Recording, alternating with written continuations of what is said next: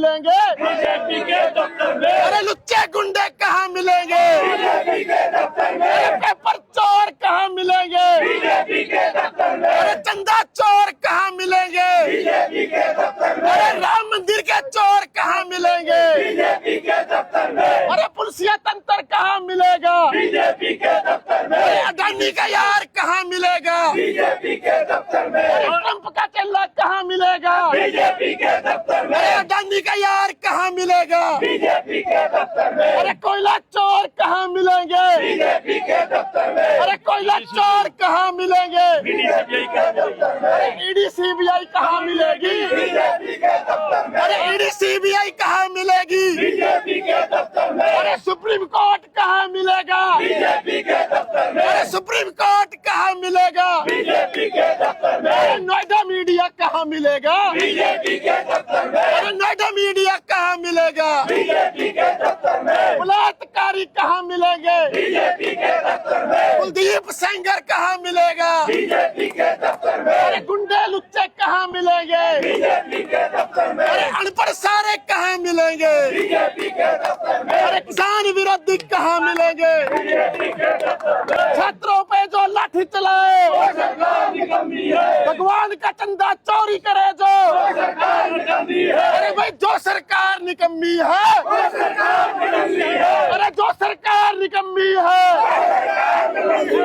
जो सरकार निकम्मी है, वो सरकार निकम्मी है। पेपर लीक रोक न सके जो, वो सरकार निकम्मी है।